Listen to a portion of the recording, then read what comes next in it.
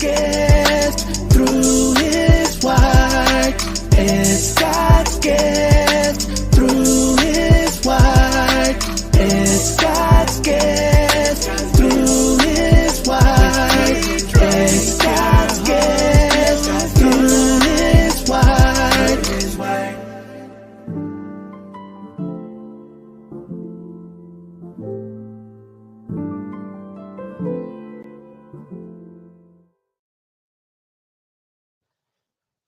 Hey everyone, how are you guys doing today? I hope you guys are doing well. I'm out here today, getting ready to go walk, of course. So I went to my daughter's school and took her little thing. So yeah, there's that. But I wanted to talk about today on my little walk because I'm at this different park that sometimes I come to, but not often. I'm getting my walk in today anyway. Excuse me, had to cough. And I just wanted to talk about not enjoying what's going on with your enemies. I don't know if you've experienced that where there's someone that, has done some things to you and you're just like, yeah, well, you hear something going on with them, like, well, that's what they get. You know, you might have that same kind of feeling about that person because maybe they've done a whole bunch. I mean, like they've done a lot. You can't even begin to run down the list of the things that they've done. Just as your op, they're always your opposition, so they're your op. But this is what I do want to present to anyone who is a believer. First of all, the Lord requires that we don't do that. That when your enemy and those who may not be kind to you, when they fall into their own horrible or fall into a travesty or have some kind of tragedy happen, you don't delight in that. You don't get joyful about it. You don't rejoice and revel and relish in it. You're not to do that. I know in everything you're probably like, that's what they get. The Lord showing them. Like, that's that's not what you're to do. And even if they continue to be, of course, wicked or mean spirited to you and they're just still in that way, even though something has befallen them. The Bible requires that if they're hungry, you feed them. If they're thirsty, you give them something to drink. And of course, that will heap coals on their head. You still yet be kind. You still be who God has called you to be and to follow the principles set out by the Bible, by the word, so that you continue to walk that faith walk and you trust the Lord to do whatever it is. But you show your godly character by not like, that's what you get. It's about time the Lord worked on you. I'm glad you're getting your comeuppance. I'm glad you're getting what's happening to you. No, that's definitely not the way. And that came to me because I've had my own enemies, as people will do. And there are people that just, for whatever reason, they just don't like you, period. So that's the nature of the beast. There are people that they see you like, you know what, I see him, I see her, for whatever reason, I just don't like you. What's the reason? It doesn't matter. I don't like you, don't like your face, don't like I just don't like you, period. I just despise you. Like, oh wow, okay. That's kind of deep and harsh. You've been thinking about that for a while. People that loathe you, can't stand to hardly see you. You're breathing and like, oh gosh, you sicken my stomach. Like, whoa, that's a lot. And there are people like that. And then you have some enemies that's not always people who are strangers. It's not always that. Sometimes it can be strange. For me, I have a very, I can't even put maybe a small handful of people that, cause little tiny issues, but not major enemies. But I do have within my family a whole bunch for myself in my intimate family that have caused me extreme challenges, extreme obstacles, so extreme that you would think I was running in a boot camp of horror. and terror and tragedy and travesty from what I have had to endure with my own personal family.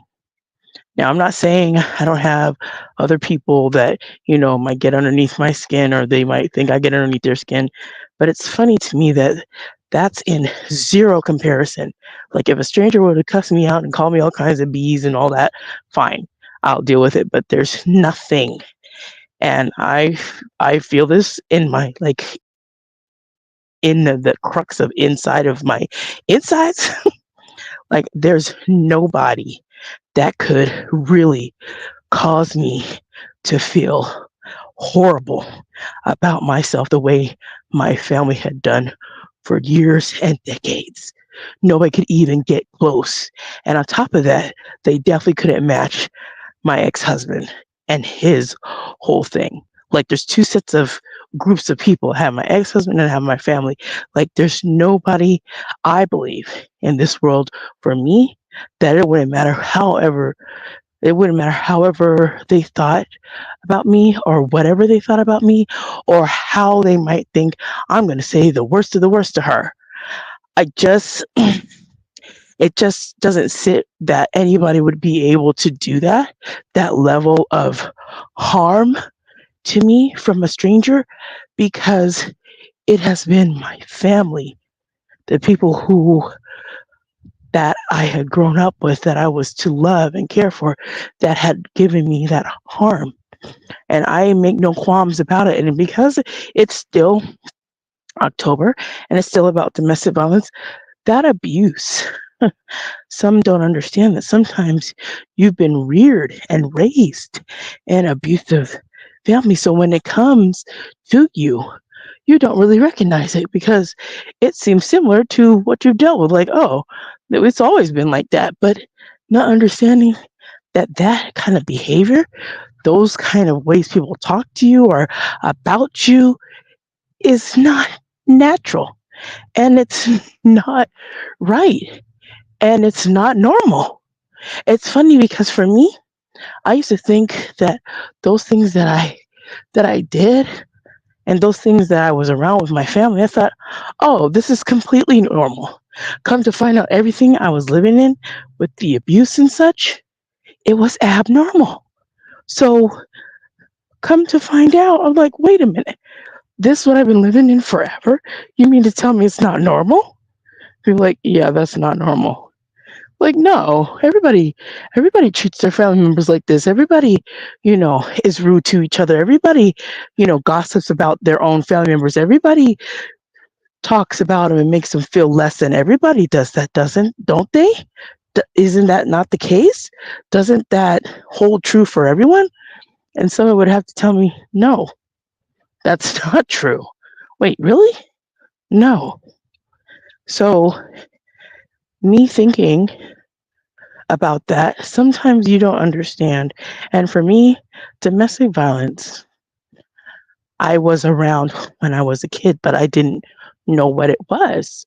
I didn't understand it. I didn't understand anything about mental and psychological abuse and all of that. I mean, I had it when I was younger, but I just figured, everybody's mom calls them fat. Everybody's mom calls them ugly. Everybody's mom says you're a ditzy blonde. Like, hey, I mean, doesn't every mom just do that? Every mom just, downgrades their daughter to, I don't know, make herself feel better. Like maybe she'll do better. Every mom wants to push her daughter out to just get married and get out of the house. Isn't that right? No, only in the abnormal dysfunction is that is that normal. If you understand what I'm saying, and the dysfunction, that's normal, but that's an abnormality because that's not true. So I continue to think, and every day is a process. Every day, hello. Every day is something different. Every day is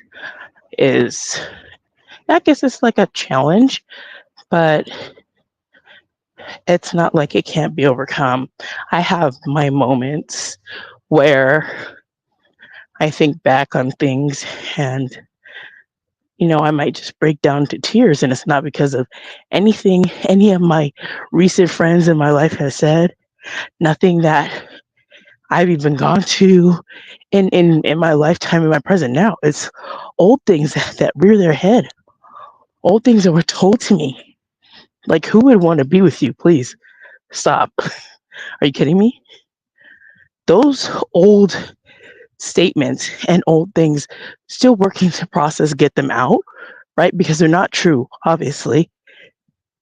But that's going to take time for me to reprogram my mind, to retrain my brain, and to know, yes, I have value. And sometimes I can I can sense for myself that maybe people in my mind think, well, I have value, but apparently I look at myself as not having it. There's not any value I have. And that's a horrible thing. So when I was thinking about writing and doing, it was a challenge. Hello. It was a challenge, but I will be probably also working on doing something about family as well, because some of that stuff that people go through, those childhood adverse situations, those are real and they can affect you. And they do. So what I was saying before is I had experienced domestic violence, but like I stated before, I didn't know what it was because I had seen it. And the first time I had seen it, I mean, my mother was always degrading me, degrading us, and doing all kinds of things that weren't normal, but you never talked about it. It was in the hushes and the shushes, and then my dad would act like nothing happened, which was, and at that time for me, which I didn't realize, it was gaslighting. Like, you're crazy. What are you talking about? And for example, before I get into that story, my mother, when we were younger, we used to live in California.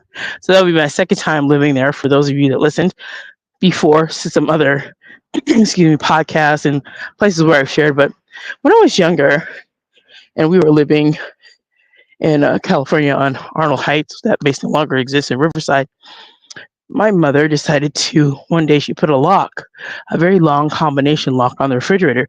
So why? So as kids couldn't get in there and have anything to eat. So she would lock it up. So anyway, fast forward to not now, but time after that, I'm grown. They give me the refrigerator when I moved to Arizona the first time.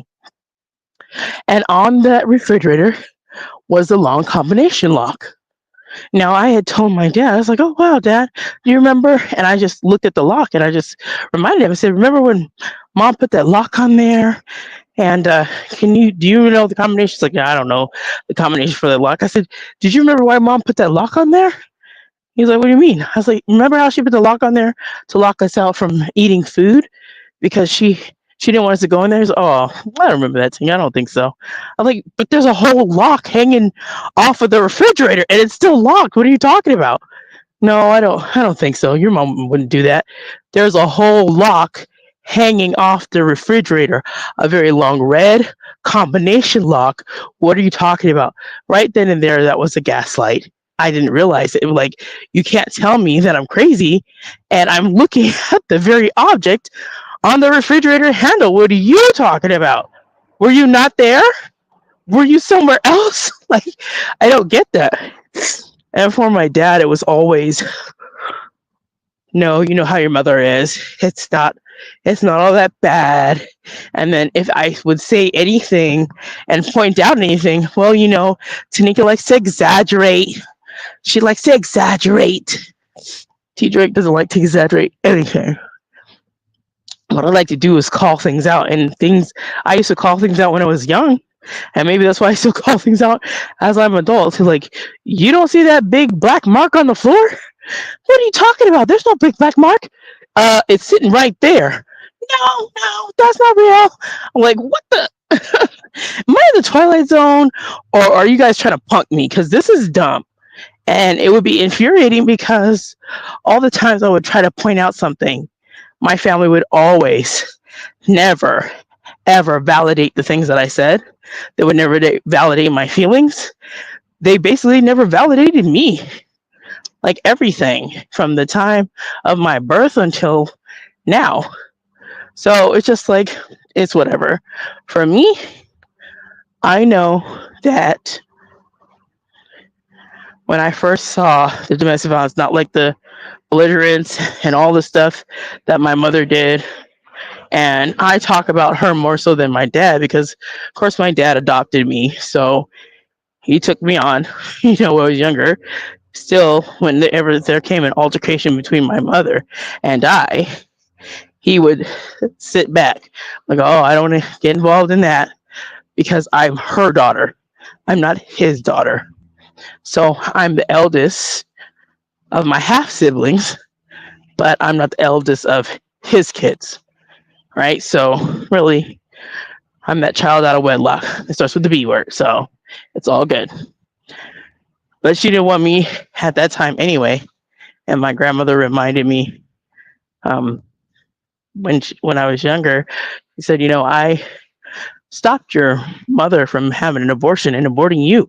She had already done it once, and I didn't want her to do it again. I said, you're not going to abort this one. You did it to the first one. And the funny thing, she gave him a name, my brother, Andrew, who was the first before me. And I always had a sense like, shouldn't I have an eldest brother? I don't know what that is. I don't know how I know, but then she told me. I was like, oh, well, he never made it. He never got to be born, but I always thought I should have had an older brother. And now I see why. But needless to say, I was very thankful to my grandmother, because she said, I stopped 2 abortions. I stopped your cousin from being aborted and stopped you. And my aunt, we just call her aunt by, just for respect purposes, but she's not married to my uncle. She only had one child. So if she would have, aborted my cousin, she wouldn't have had any other children. She never met anybody else. She never had any of the kids. So he and all the children that he's got like, I believe 5 kids. I don't know if he has more than that now, but all of those kids wouldn't be here and he wouldn't be here. The same thing for me. Me not being here, my 4 kids wouldn't be here at all. So it's different when people use stuff against you and say, well, I never wanted you anyway. I was trying to abort you. Well, thanks, Mom, for that. Tell me that when I'm young. Appreciate that, you know. And then again later, that man downstairs that you call dad, he's not your real father. Oh, nice. I love how you're dropping bombs when I'm young. At 12, I understand that. Like, the mental and emotional abuse was on 10 when I was younger. And my sister reminded me because I had spoken to her, excuse me, just a weekend ago. No, just recently, actually, this weekend. And was actually, yeah, it was Saturday, actually. And she reminded me in her memory, it's like, remember when Mom put your hand on the counter and she's going to cut it with a knife? I was like, of course I do. So when somebody says abuse, like real abuse, and somebody says to me, Tika, somebody is going to come over and just ream you a good one. Nobody could really say anything to me harsher than what I've been through. And trust to believe there's a ton more. But that's just for starters. Those things that you deal with as a child, they have a tendency to show up in your adult life. And if you don't deal with them, you don't process them, it's one of those things you're like, okay, so now what? Do you trust people? And then the mother that you think you're supposed to trust, that's supposed to love you because she birthed you, she's the very one that doesn't want you around. But she does want you around for financial benefit and financial gain. She does want you around to be the real Cinderella. She does want you around to take care of everybody, including herself. She just wants you around because you have that calm, genuine, kind spirit that you will help people, but it's always exploited, and not by strangers. My family members have always exploited me and my kind heart. I might have ran into a stranger that might have, hey, give me $40. Okay, but that's that's not years of that, right? That's not on a consistent, perpetual basis, over and over and over and over and over again. That's not that. So the incident that sometimes sticks out the most is when my mother and my dad had a argument, and I was 17 at the time. We were living at Scott Air Force Base in their base housing, and I was living on Roselawn Manor. I'll never forget it. I could walk to the BX. I used to work at Burger King on Scott Air Force Base, and all my friends and stuff used to work there. And then some of my friends worked at Anthony's Pizza. Some of you don't know Base, you don't know Anthony's Pizza. So it's right there. And usually after I would either make or have my time working, sometimes I would go to the BX, and because you could just walk to it, it wasn't that far, and across the street was a shop at, so it was really close. So anyway, I uh, I remember that night, and they were arguing. All my siblings were asleep, and for some crazy reason, I happened to be the one to be up late. I don't know why. And I was in the hallway, and they're fighting, and I remember seeing my mother smack my dad's glasses off his face. And they went to the floor, and she's in his face, calling his father's name. You're like Jimmy Haynes and blah blah, and she's just in his face, in his face, in his face. So then he walks away and he goes in the room. She goes in the room. So she goes to go take a shower. I go getting ready to walk into my bedroom.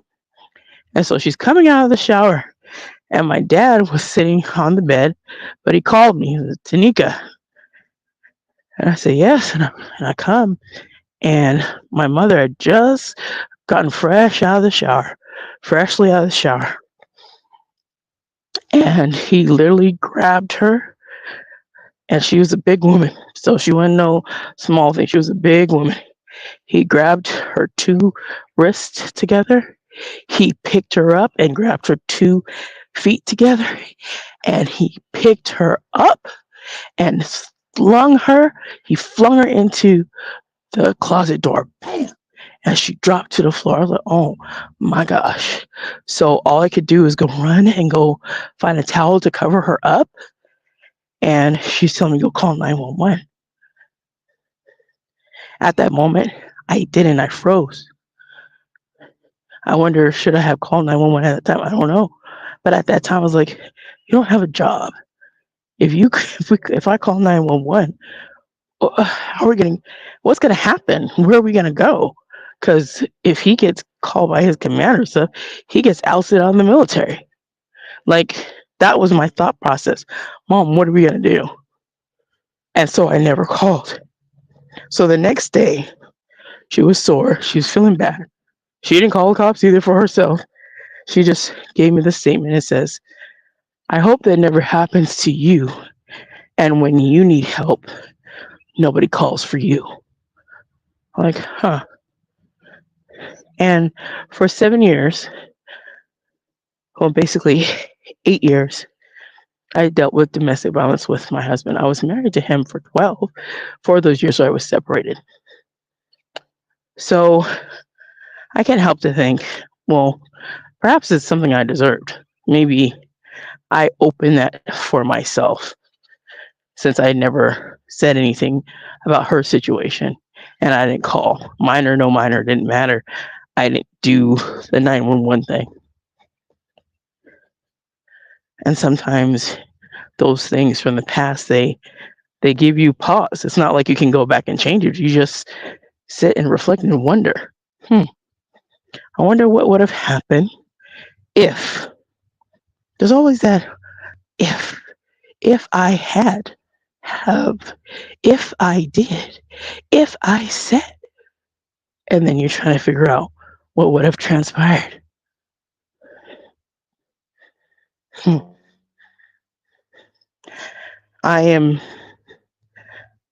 different now.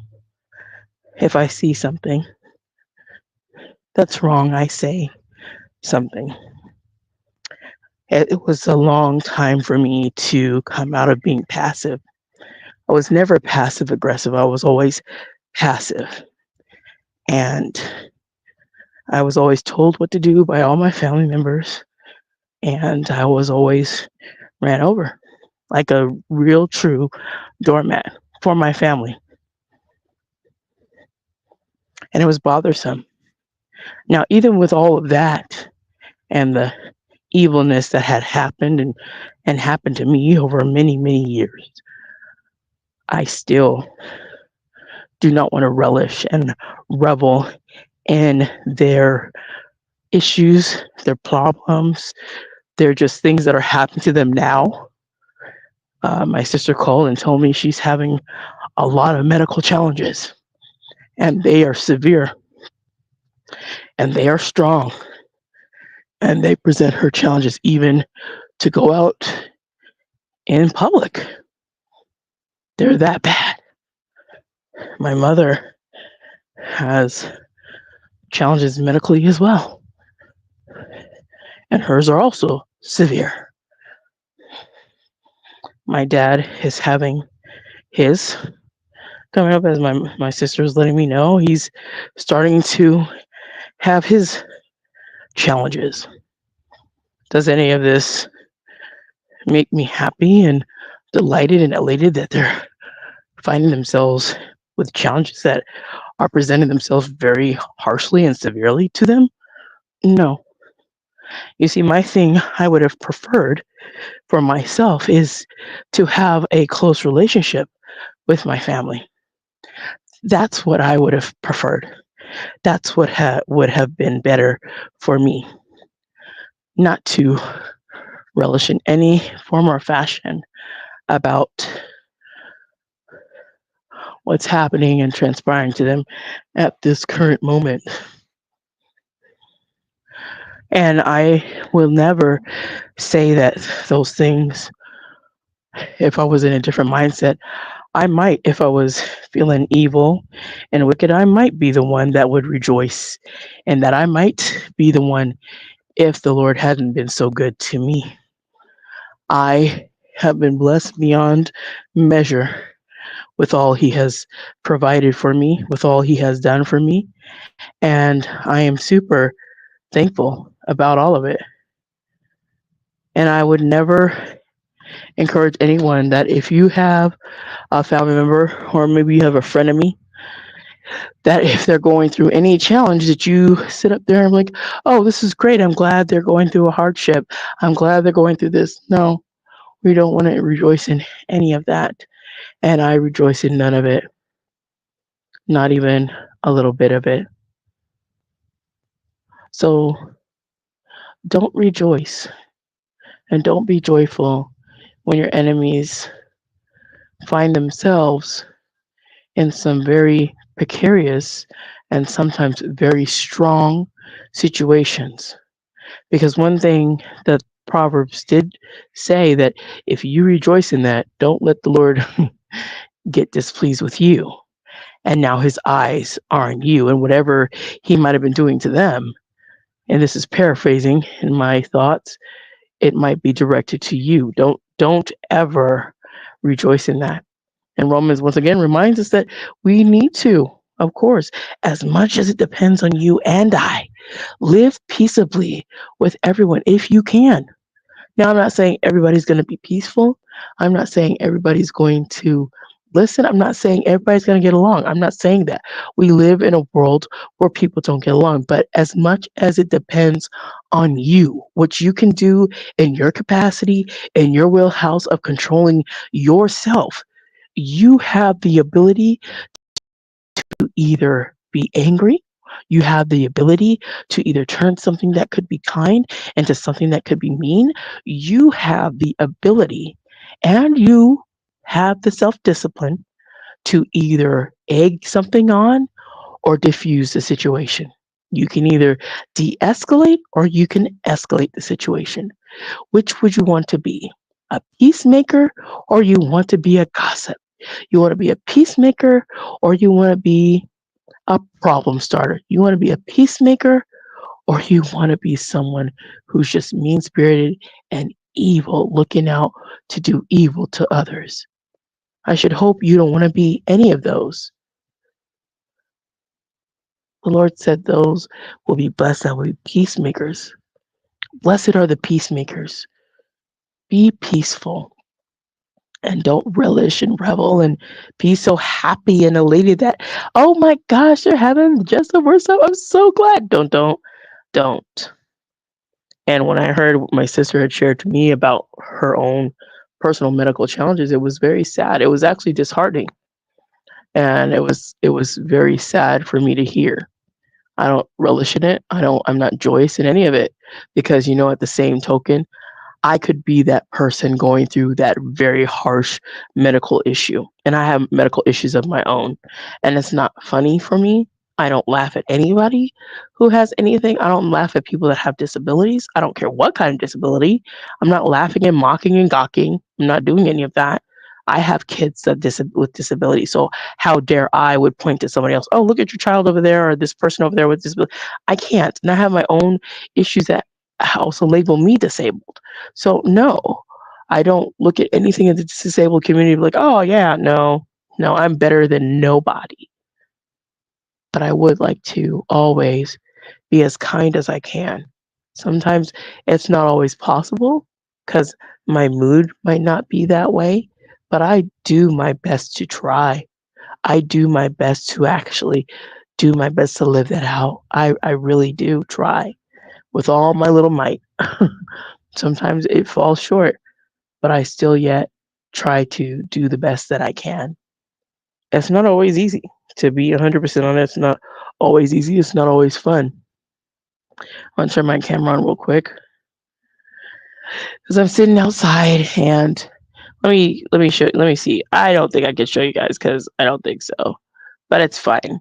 I'm still learning how to do lots of things, and right now I don't want to do it, and then I lose my stuff. So, but I do know that you all, it can be so sad, and you might be frustrated and even angry that people that you love and people that you thought were close to you might have a way that they've betrayed you. I get it. I've had that too. And sometimes when someone has betrayed you, it doesn't feel good. And I remember someone said something to me. He said, I trusted you.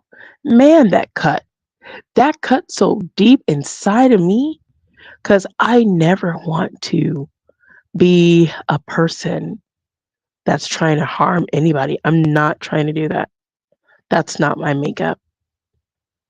If that's going to be what someone perceives or thinks of me, then I would rather just be like, okay, well then we need to part ways because I don't want to have anything to do with you thinking that I'm trying to hurt you, that I'm trying to come against you, that I'm trying to do anything like that. My thing is not that. I'm not here on an evil tip. I'm not trying to do anything. I'm trying to live the best I can, walking the best I can for the Lord and the best that I can do. And I will be the first to put my hands up at this guy. I'm not perfect, period. Like, you'll hear me for say that I am not perfect. And I never, ever will ever claim to be. There's only been one perfect, and that's the Lord Jesus Christ. But I would never claim that. I am an imperfect person that needs a perfect Savior, and Jesus Christ is that. So, on your day to day, when you come across people and maybe they have a mean, nasty moment and they're just going at you. Remember, blessed are the peacemakers. Remember, don't be joyful in your enemy's downfall. And as much as it depends on you, live peaceably with everyone. Do that. It's not okay when people decide that they want to be mean, but you have a choice as to how you react to whatever situation. You can either be kind or you can give them back the same type of energy or the way that they've been acting to you, you can give it right back. But does that help the situation? Sometimes it doesn't. And sometimes I've gone into situations where a lady or a gentleman might have been had a very mean and nasty day. And then they're talking to me all kinds of sideways. I just try to be like, yes, ma'am. No, sir. Thank you. Have a good day. And they might snarl. Okay, well, or not. They could choose to have a good day, choose to have a bad day, whatever. We all go through something and life is happening to all of us at the same time. We're all living life out here. We are all going through something. Everybody's going through something. It may not look the same, but everybody's facing something, whether it's medical, whether it's financial, whether it's relationships, whether it's physical in nature, whether it's emotional, psychological. It doesn't matter what scale. Everybody is facing something at some time, somewhere. So you're not the only one. So I'm going to get out of here. I just wanted to share that because that was something that was on me. So I just want to give a big kiss from me to you. I hope you're going to have an amazing, blessed day. And remember to be blessed, motivated, and always inspired to do what the Lord lays on your heart. And remember, the Lord loves you immensely, way more than I do. But I love you with the love of Lord Jesus Christ. You guys take care, and I'll see you around. Have a blessed day. God's gift through His word. It's God's gift through His word. It's